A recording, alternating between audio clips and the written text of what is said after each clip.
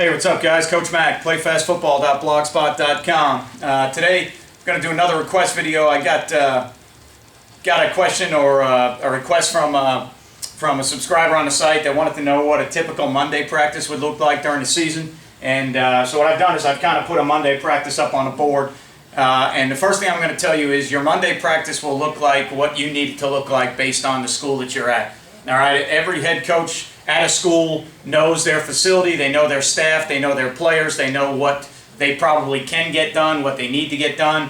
You got to take some things into consideration with your JV team, who coaches them, where are they going to be, do you have a freshman team, a lot of different scenarios that go into it. But what I did is I put together a scenario for, to me, what would be a typical Monday, an ideal Monday of how we would want to do things. And you know, for me as a head coach, this is what I would like to take care of on a Monday. And again, I will tell you that it depends on the place that you're at. Some of the things that in the last couple of years when I've switched jobs, in the last 4 years, I've been at now, 2 new high schools from the school I was at for the first 13 years. And sometimes when you go to new schools, it takes some time to implement some things in that you want to do that maybe they're not used to doing, or they don't understand exactly how you want to do it. So I'll talk through that as we go through the video, and I'll let you know of things that we actually do, things that we would like to do, things that we would like to get back to, okay? But when I had my first job at the school I was at for 13 years, and we had built the culture of the program that we wanted, and we had a staff that was there for majority of the staff that was there for a long time, and we had an expectation of our kids, so we could do certain things that the kids understand. This is how we were going to do the things that were going to take place on, let's say, your typical Monday, and the kids knew the setting, they knew what was coming, they knew what to expect, and they could handle what we had for them on a Monday. At a new job, when you take over sometimes, like when I took over this past year, this wasn't the typical Monday for us because the film part of it we couldn't handle. Our facility wasn't the greatest, excuse me, to use the film part because our field house didn't have wireless, so we had to use a mobile hotspot to get our film running, and then sometimes it wasn't the connectivity of it wasn't the greatest, so the film wouldn't run as clear as we wanted to, and it would pause and it would load and it would buffer, and we didn't have the types of kids who had the attention span to hold long enough for a 30-minute film session if it didn't run through clearly. So we had to make some adjustments, and your facility will dictate to you what you may need to do on a Monday or how you need to do things. But in general, I'm going to go through what I think I would want my Monday to look like, okay? And the first thing we would do is the first 30 minutes is we would spend on the opponent's film that we're going to play the upcoming week. And the reason I would do that is so that when we go out on the field, the things we want to cover that day won't be brand new to them. They're things that they can see on film. So we would look at the offensive structure of the team we're going to play, the schemes we're going to see, formations that we're going to see, motions, shifts, adjustments. We would look at maybe their best 2 or 3 runs, their best 2 or 3 passes. We would look at defensively the structure. Is it even, is it odd?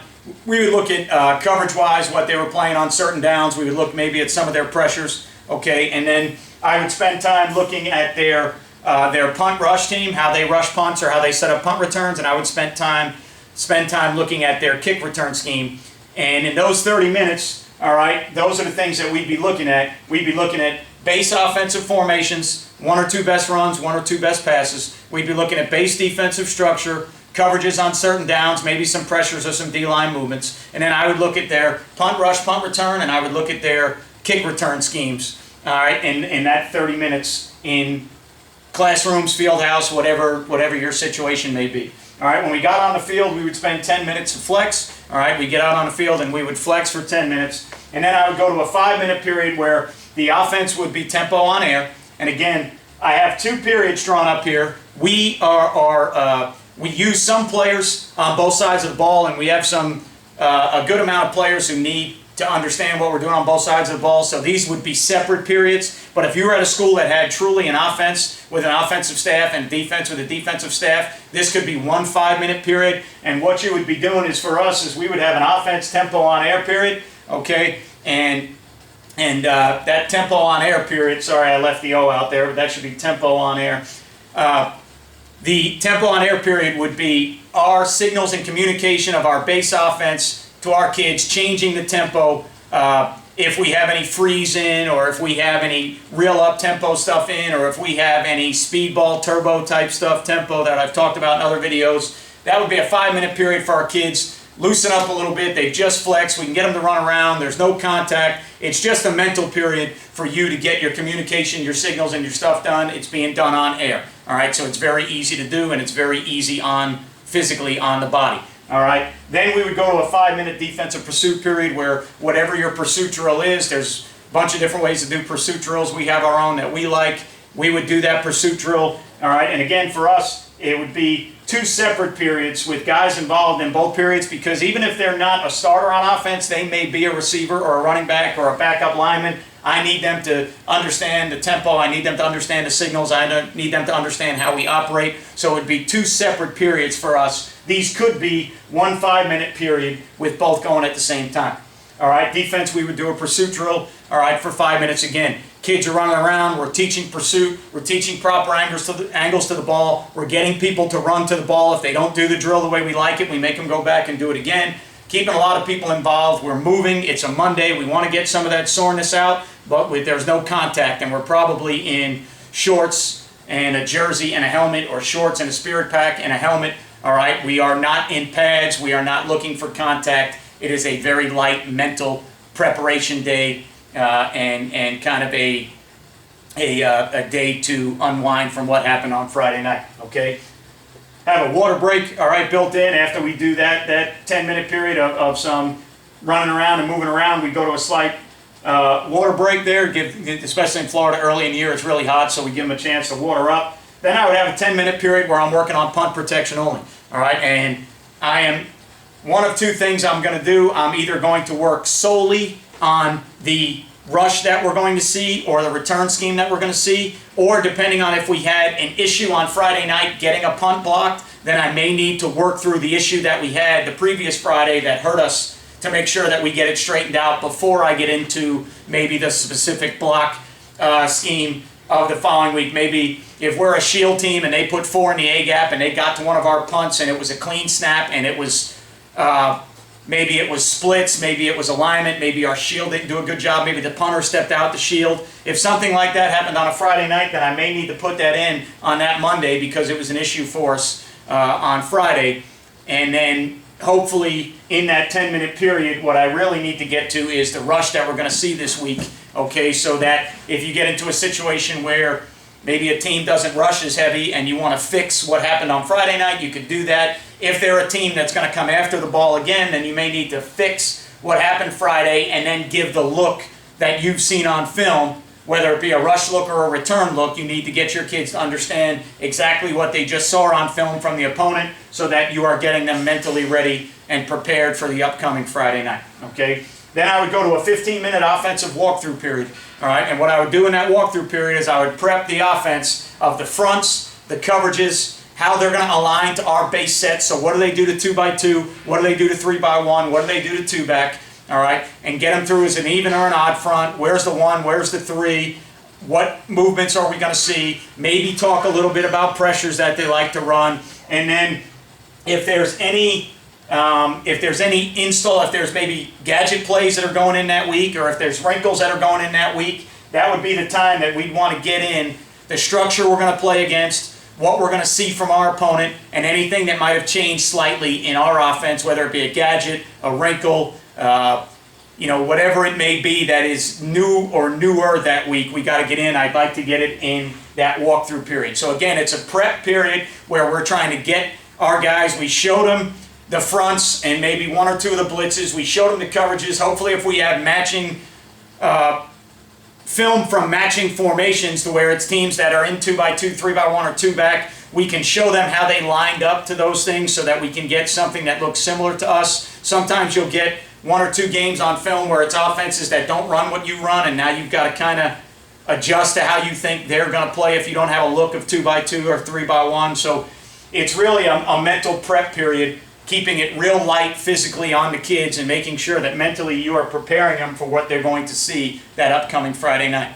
All right, go to a water break again after that. I'd come back after the water break, and now I would do 10 minutes of kickoff coverage, and I would talk to our guys about the returns that we're going to see upcoming from the team. Are they a 5-3-3 team? Are they a 6-2-3 team? Or are they a 6-4-1 team? How do they line up? What type of returns? Are they a return right, return left, return to their bench? Are they a full wedge team or a middle return? Are they a man blocking scheme? Those are all the things we'd like to talk to in our kickoff coverage. And again, if we had an issue from the previous Friday game that we had to address, that might be a time in that 10-minute period where I started off that way and say, hey, we're going to address this issue that we have. We lost contain, need to make sure we keep it. Second line, or we didn't have our safeties in the right position, or the kicker didn't do a good job getting in position. That would be something I would address first. Then I would get into the returns that we're going to see this upcoming Friday, so that I get our kickoff unit used to the returns that they're going to see. To me, I think your punt protection and your kickoff coverage are two of the immediate places that you can get the game switched on you in a hurry. If you get a punt blocked, or if you have problems on your punt, that can flip the field real quick. And then if you score points and you kick off and you can't cover kicks and you're having problems with kickoff coverage, that can get the field flipped on you real quick. So again, just an opinion, this is just me. I would cover punt protection and kickoff on a Monday. Those would be the first two specials that I covered on a Monday. Then I would go to a defensive walkthrough period. All right, and in that defensive walkthrough period, if we had issues from the previous Friday in a coverage or in a run fit, we may need to talk about that first. If there weren't any major issues, or if we don't have to cover any of that, we can get right into what are we going to see this week. Are they a tempo team? Are they a spread team? Are they a wing T team? Are they an option team? Are they a power I or a 21 hard ball run team? How are we going to line up to those formations? Are there any formations or personnel groups that we have to make, any special coverage adjustments that week? Are there issues with them getting guys vertically on my Mike linebacker and coverages that I might have to adjust? Those are the things that we're going to talk about in that defensive walkthrough. We're probably going to cover their best two runs and maybe their best two passes. Going to cover their best 2 to 3 or 4 formations, depending on how many formations they use. And that would be something that I would cover on Monday. If they were a shift motion team that is going to look to get an advantage with a lot of trades, motions, or shifts, those are periods I would build in on Tuesday and Wednesday, and I would have specific motion, shift, or adjustment periods where our guys for 10 or 15 minutes on air would just line up and get coverages called and get the front set to certain formations and then play the trades and emotions the way we're going to play the trades and emotions in each coverage that week. And I would do that on a Tuesday or a Wednesday. I wouldn't do that necessarily on a Monday. On a Monday, I would introduce the base formations, top runs and passes, get us to line up to them. All right, and then if we had a new blitz going in that week, or if we had a wrinkle in coverage going in that week, that is something I would like to cover in that walkthrough period to get us ready to play our opponent that upcoming Friday night. Then I would end with a 5-minute conditioning period, whether it be half gassers or 60-40-20s or 2, 3, 4, 110s, whatever it may be. You got to remember, a Monday, you're trying to get the soreness out from Friday, trying to get your guys loose without really overburdening them on a Monday. We don't bring our guys in on a Saturday, so a lot of them have sat around on the weekend and they still have some of that soreness and that stiffness in, so we've got to build some lifts in during the day when we have them in class, and then some runs and some things out on the field that we want a Monday to be a recovery day while also getting some of the soreness out, testing some guys that maybe have some ankle or some knee injuries that are tweaked that the trainer doesn't think it's anything major, seeing what they have on a Monday so we can kind of play the week out from there to see how they're going to practice from there. So it would be a light 5-minute conditioning period, okay? And then, again, if you have the facility to do so, you have the kids that you think have the attention span to do so, I would end the practice by watching our game from the previous Friday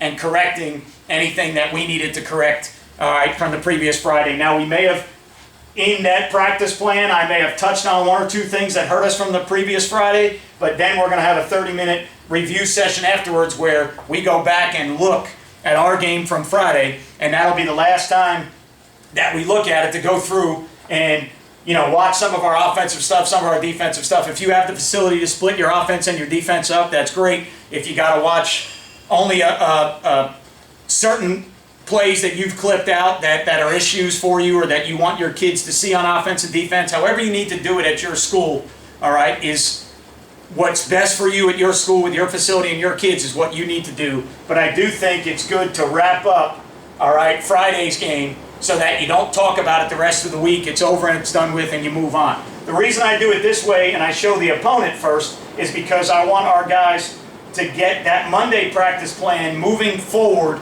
towards what we need to do Friday and to get them to the opponent that we need to prepare for Friday, because the previous Friday, although there's things in there we need to address, it's over.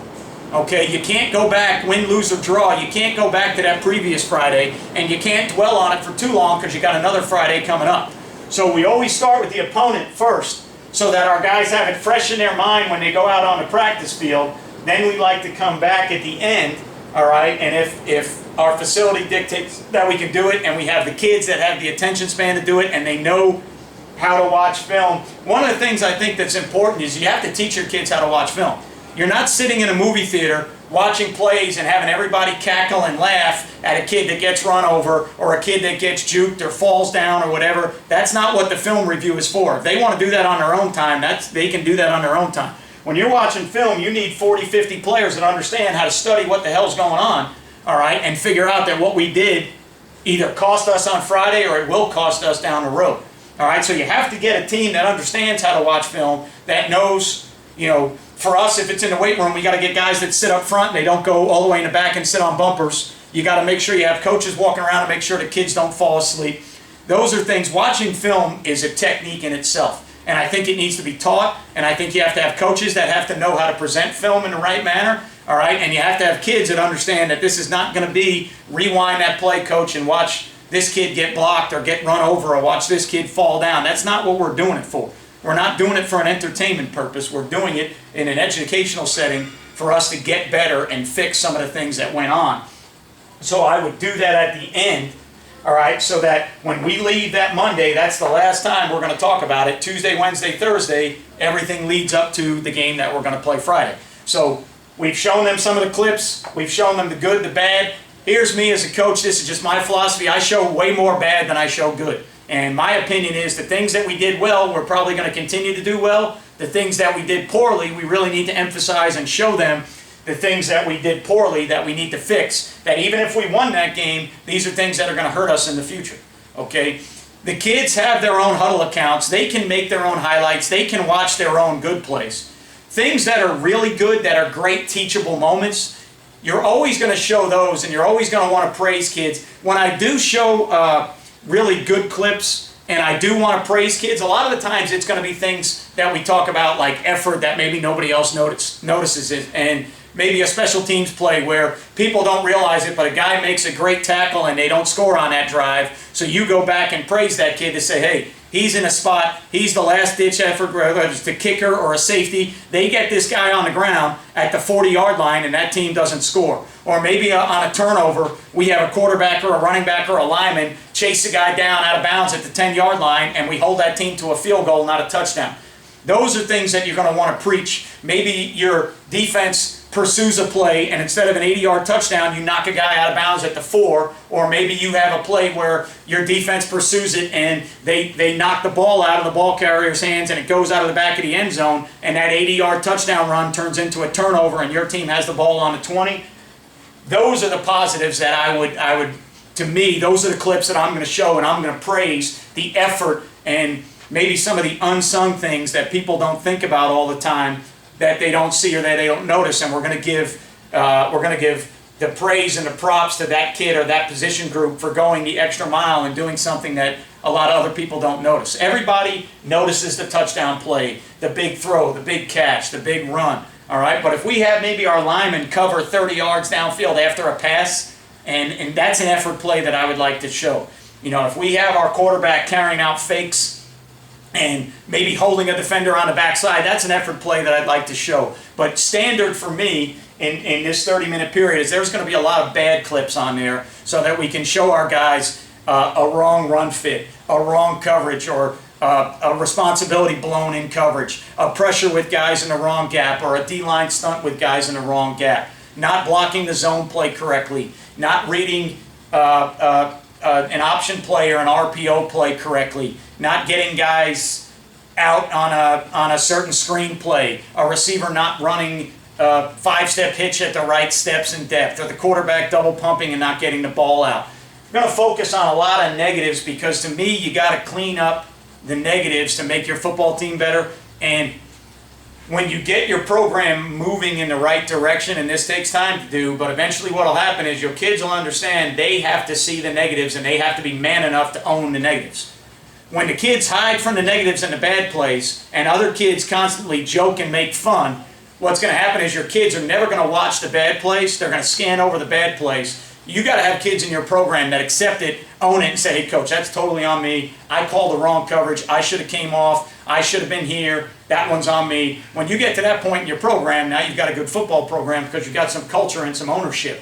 So, especially at a new program, I like to focus on a lot of the bad when we are showing film. And I want our kids to understand that, guys, I am not calling you out. I am not ridiculing you. I am showing you the bad and the negative to bring to light what we need to fix as a football program to move forward.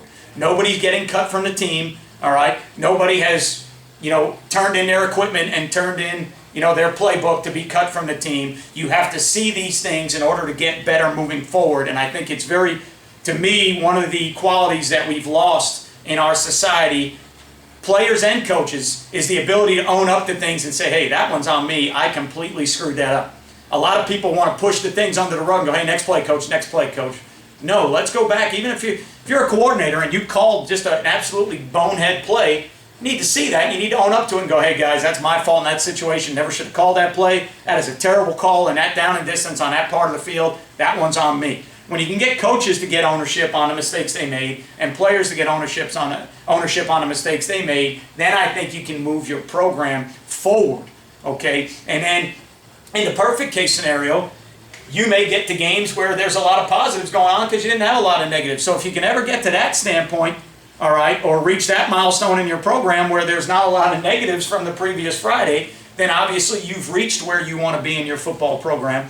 All right, and you've got to a place and a point where there's way more positives than negatives going on, all right, and you can emphasize the positives because there aren't as many bad plays. All right, so don't be afraid to teach the negatives. Don't be afraid to look at bad plays. Don't fast forward and skip through bad plays. Own them, all right, own them as coaches, own them as players, and get your kids to understand this is how you get better. You attack negatives and you attack weaknesses in your life, and you attack them to make you better as a person, as a player, as a student. You don't hide or run from your weaknesses, okay? You look at any game, doesn't matter what the sport is, okay? If you have guys that play golf that can't putt, all right, they don't need to go to the driving range for 3 hours and work on their swing when their swing is absolutely perfect and they're great ball strikers, but they can't win because they can't putt.